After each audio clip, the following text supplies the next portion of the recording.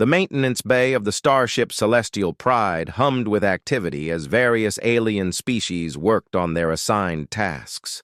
Among them, a single human named Marcus Chen moved quietly, his gray coveralls blending into the shadows of the massive engine compartments. For 3 years, he had been nothing more than a ghost in the ship's roster, maintenance technician, 3rd class, the lowest rank possible on a vessel that carried over 5,000 souls across the galaxy. The Vorthak warriors strutted past him without a glance, their 4 arms carrying weapons that could vaporize steel. The crystalline luminari floated overhead, their telepathic conversations creating ripples of light that Marcus pretended not to notice. Even the insectoid skitterings, who noticed everything with their compound eyes, had long since categorized him as background noise, harmless, irrelevant, forgettable. Marcus preferred it that way. He kept his head down, fixed the broken systems nobody else wanted to touch, and ate his meals alone in the farthest corner of the mess hall.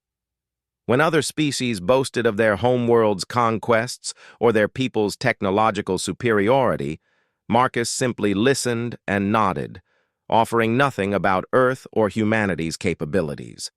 The ship's captain, a massive Gorvian with scales that shifted from purple to black, had hired him 3 years ago with barely a question.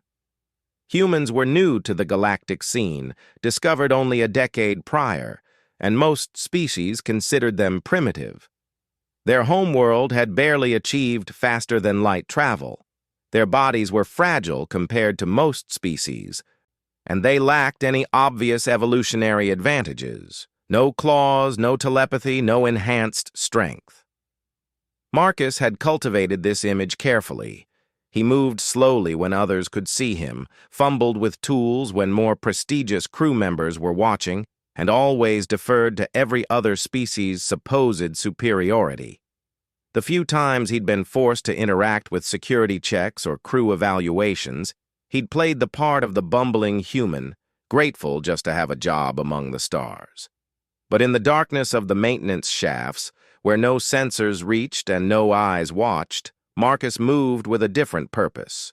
His fingers, which appeared clumsy in public, danced across hidden panels with surgical precision. Behind walls and beneath floors, he had spent 3 years mapping every system, every weakness, every secret the ship held.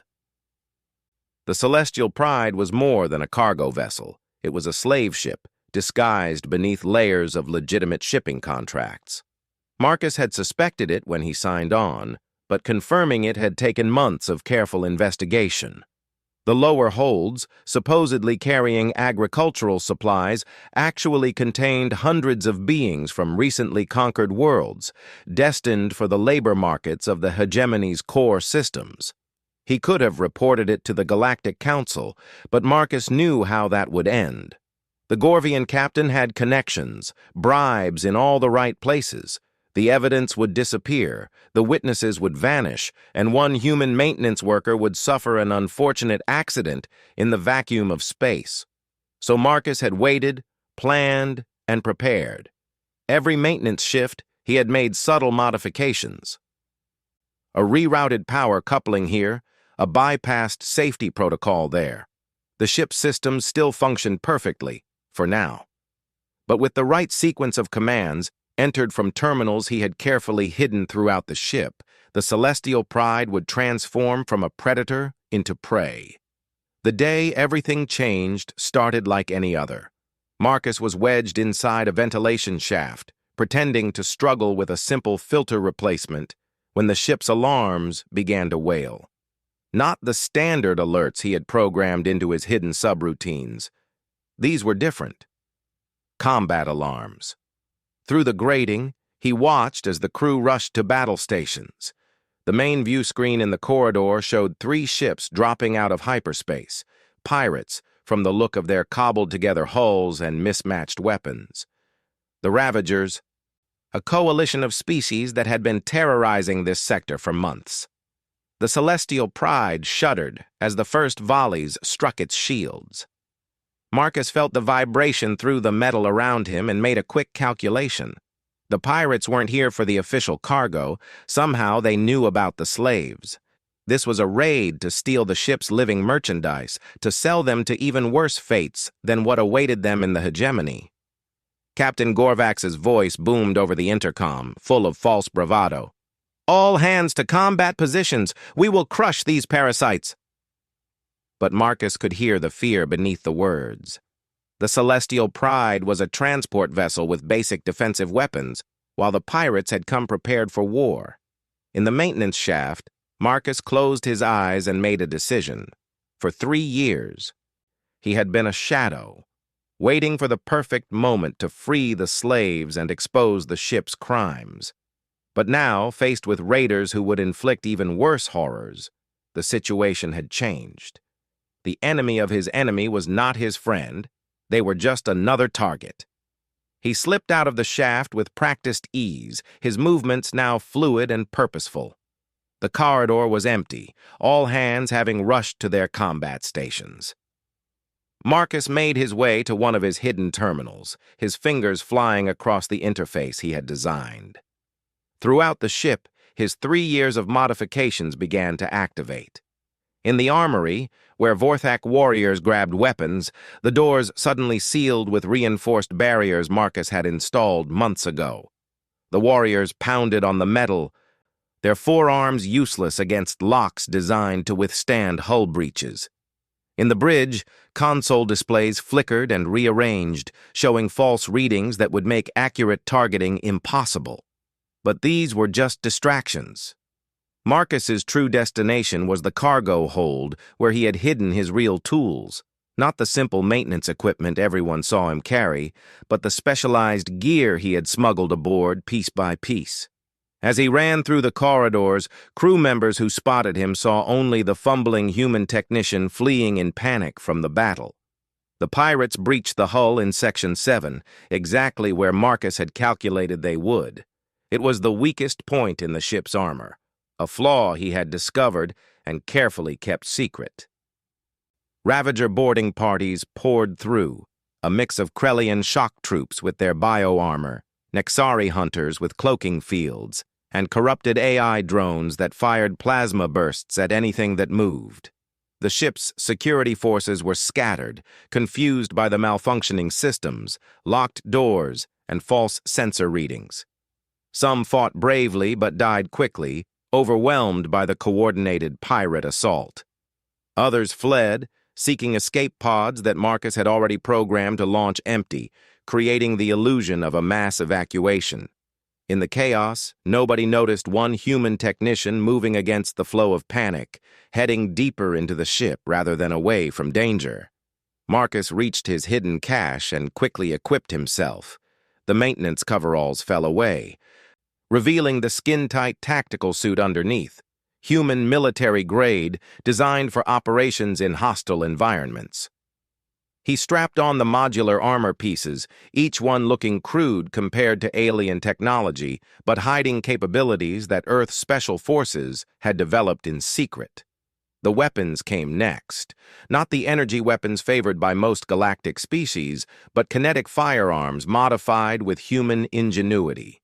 A rifle that fired self-forging projectiles capable of punching through any known armor, sidearms loaded with specialized ammunition, incendiary rounds for Krellians, electromagnetic pulses for drones, phase disruptors for Nexari cloaking fields. And finally, the blade, a monomolecular edge that could cut through hull plating disguised as a simple maintenance tool. As he armed himself, Marcus activated the final phase of his hidden programming. Throughout the ship, blast doors slammed shut, dividing the vessel into isolated sections. The pirates, who had been advancing easily through confused defenders, suddenly found themselves trapped in kill zones. The ship's internal sensors, slave to Marcus's hidden network, fed him real-time data on every hostile position. He moved through maintenance passages that didn't appear on any official schematic, emerging behind pirate positions like a specter of death. The first group never saw him coming. 3 Krellian warriors were trying to breach a blast door when Marcus appeared from a ceiling vent. The suppressed rifle whispered 3 times, and 3 bio-armored forms crumpled, their proud carapaces shattered by projectiles designed to exploit the one weakness Marcus had discovered in their anatomy. A Nexari hunter, invisible to normal vision, stalked through a corridor certain of its concealment. But Marcus's modified visor, incorporating human-developed quantum sensors, revealed the creature's heat signature clearly. A single-phase disruptor round destabilized its cloaking field before a follow-up shot removed its head from its shoulders. The AI drones were more challenging, their reaction times faster than any biological being. But Marcus had spent years studying their programming, finding the flaws in their target acquisition algorithms. He moved in patterns that confused their tracking systems, always staying in the narrow blind spots their creators hadn't imagined. EMP grenades fried their circuits before they could adapt, leaving smoking husks in his wake.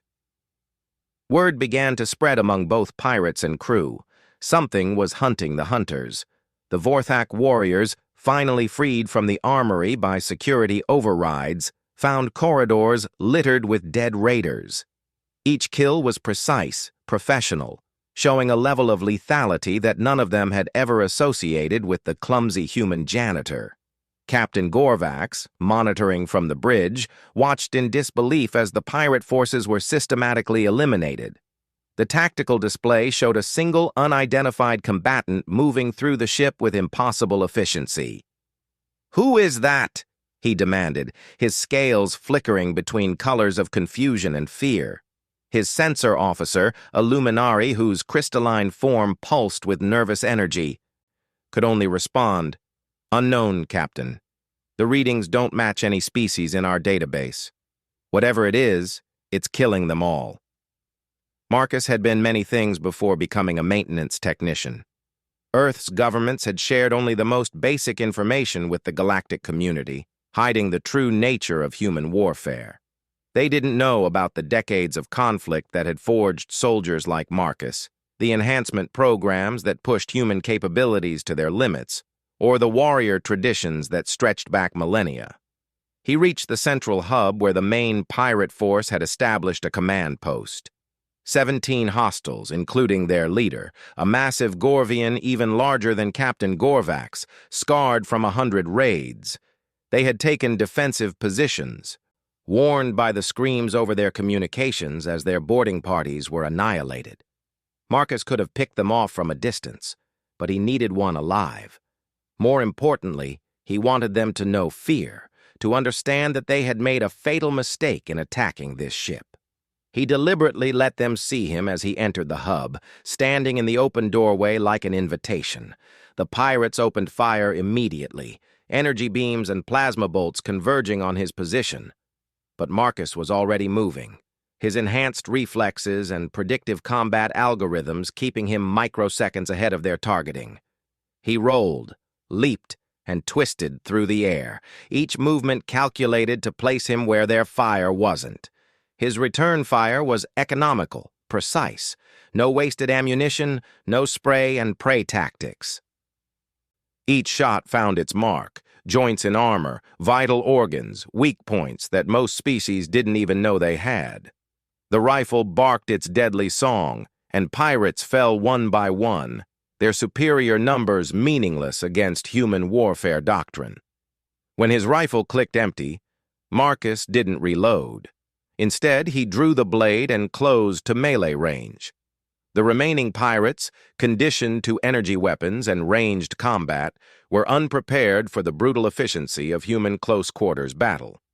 The monomolecular edge parted armor and flesh with equal ease, guided by hands that had been trained in a dozen martial arts from across Earth.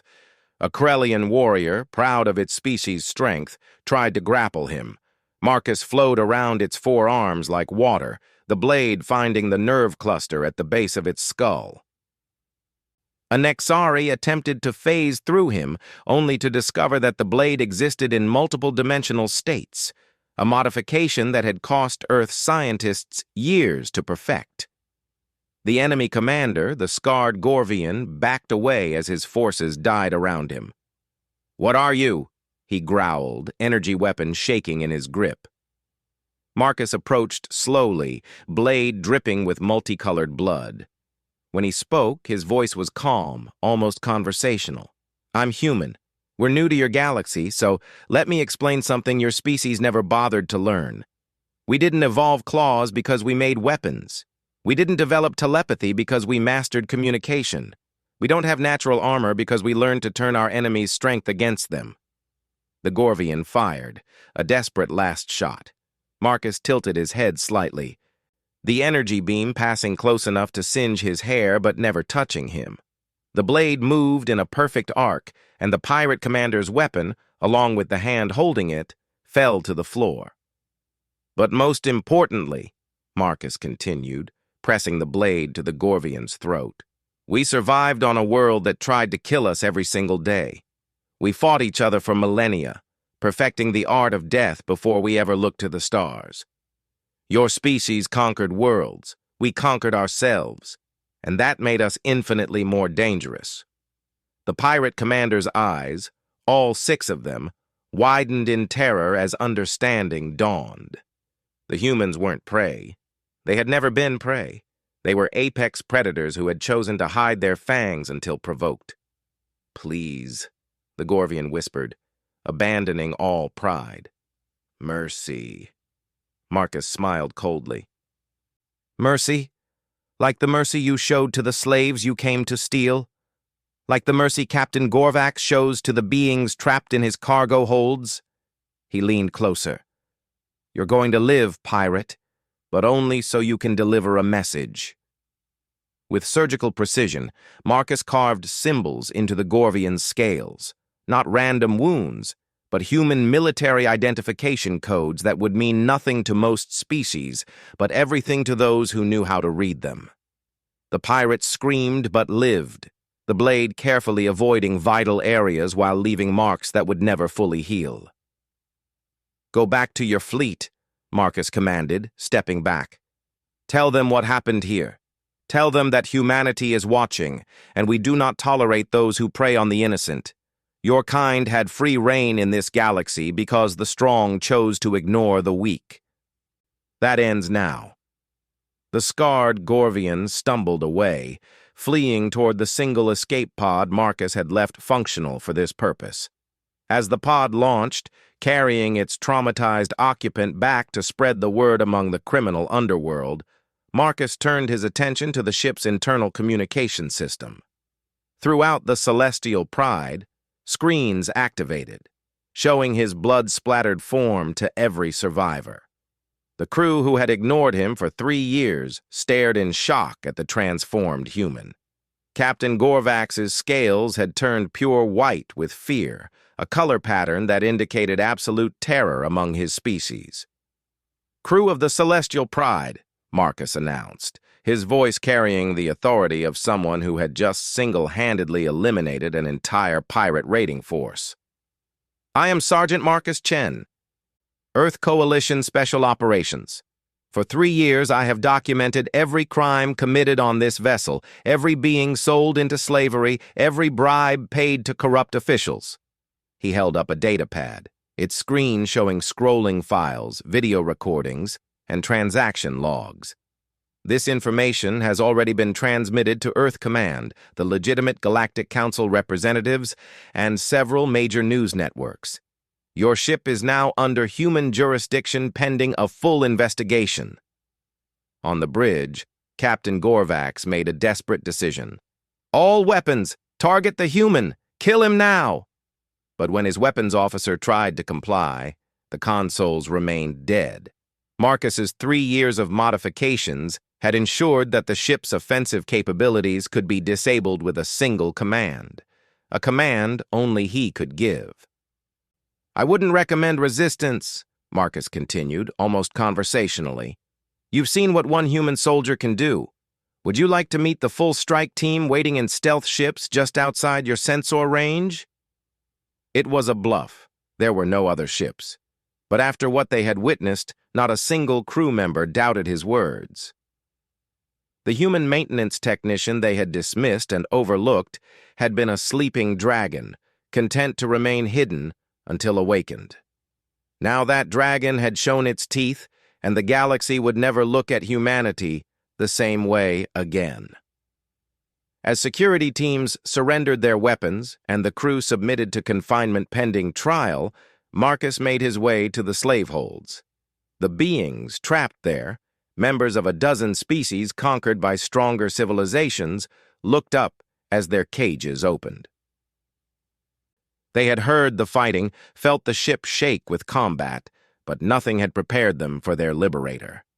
A human stood before them, still carrying weapons that had ended their captors, offering freedom with hands that had dealt death with artistic precision. Some cowered, fearing another predator had claimed them.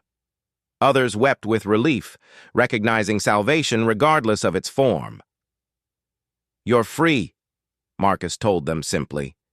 "Earth has claimed this vessel, and all aboard as under our protection. No one will hurt you again." He paused, then added with a slight smile that was surprisingly warm compared to the cold efficiency they had witnessed. "Welcome to humanity's sphere of influence. We have much to learn from each other." One of the slaves, a young Vrixian whose people had been conquered decades ago, found the courage to speak. "Why? Why did you save us?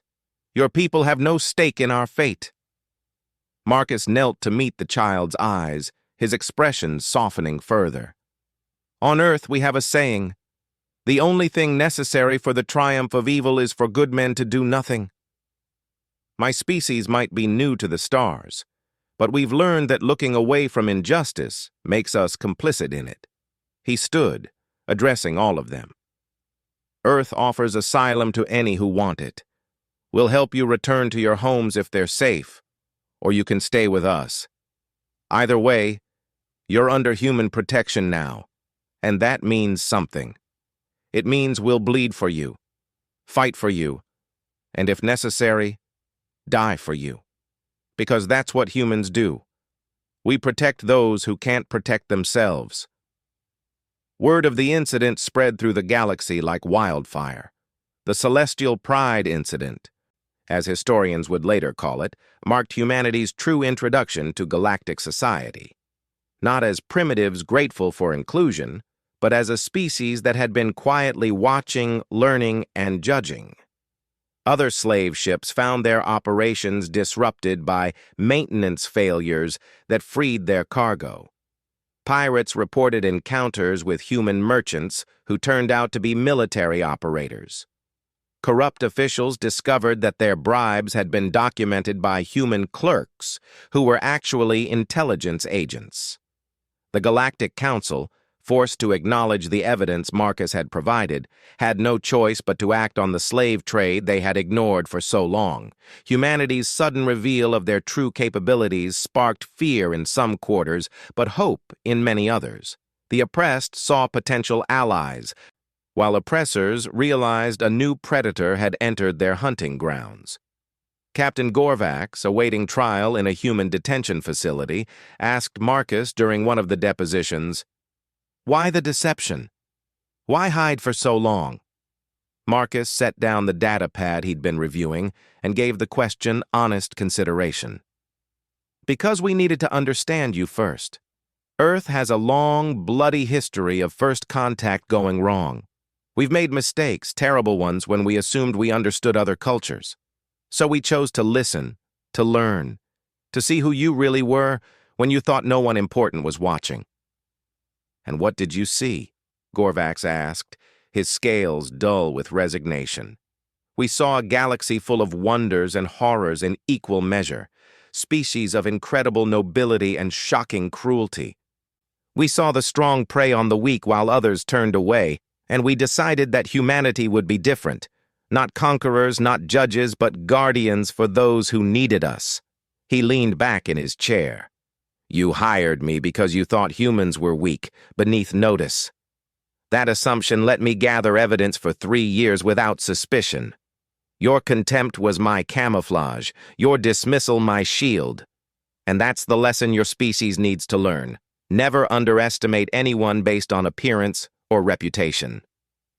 The trial was broadcast across the galaxy, with Marcus serving as the key witness. His testimony, backed by irrefutable evidence, exposed not just one ship's crimes, but an entire network of corruption. The slave trade, which had operated openly under the guise of legitimate business, crumbled as human operatives revealed themselves on dozens of worlds, each one having spent years gathering evidence while playing harmless roles. Earth's ambassador to the Galactic Council, speaking after the verdicts were announced, delivered a message that resonated through every inhabited system. Humanity joins the galactic community not as subjects or supplicants, but as equals. We bring with us the hard-won wisdom of our own struggles, that freedom is not given but taken, that justice delayed is justice denied, and that the measure of a civilization is how it treats its most vulnerable members. We have been the silent watchers, the overlooked observers, learning your ways and your laws. Now we step forward as participants. Those who deal in good faith will find no better allies. Those who prey upon others will discover that humans have a very particular set of skills, honed over millennia of conflict. We are diplomats by choice, warriors by nature, and protectors by conviction. Marcus Chen became a legend, though he tried to avoid the fame. The Silent Reaper, they called him. The human who had hidden in plain sight before revealing himself as death incarnate to those who deserved judgment. But to the freed slaves, he was simply Marcus, the man who had shown them that humans, despite their lack of claws, telepathy, or natural armor, possessed something far more powerful: the will to act when action was needed. Years later, when asked by a young human soldier why he had maintained his cover for so long instead of acting sooner, Marcus gave a response that would be taught in military academies across Earth. Patience is the deadliest weapon in our arsenal. The galaxy had to see us as we chose to be seen, harmless, primitive, unimportant. Because when the moment came to reveal our true nature, the shock value alone was worth 100 battleships. They learned that humans could be overlooked and dismissed, but we were always there, always watching, always ready. And when we finally showed ourselves, when the sheep's clothing fell away to reveal the wolf beneath, they understood a fundamental truth. Humanity didn't come to the stars to be prey. We came to end the age of predators, and any species, no matter how powerful, that chose to harm the innocent would learn why Earth's children were called the Reapers of the Void. The maintenance bay of the newly christened Liberation's Dawn, the former Celestial Pride, hummed with different energy now. Where slaves had once been hidden, refugees found shelter. Where pirates had breached, defense stations stood ready. And in the corner, a small plaque commemorated the spot where a human maintenance worker had pretended to fumble with simple repairs while planning the downfall of an empire built on suffering. The galaxy had learned its lesson. Humans were watching, always watching, and when the innocent cried out for help, when the strong preyed upon the weak, when justice was denied and mercy forgotten, humanity would answer, not as conquerors seeking glory, but as reapers of the old ways, clearing the path for something better. Silent and overlooked no more, humanity had announced its presence in the only way that mattered, through actions that spoke louder than any proclamation. The age of hiding was over. The age of human intervention had begun. And somewhere in the void between stars, other hidden humans continued their watch, waiting for the moment when the sheep's clothing would fall away and the Reaper would stand revealed once more. For in the end, that was humanity's gift to the galaxy, not technology or resources, but the simple, terrifying truth that someone was always watching, always ready to act, and that evil could no longer hide in the shadows because humans had made those shadows their home. The predators had become prey, the hunters had become hunted, and the galaxy would never be the same again.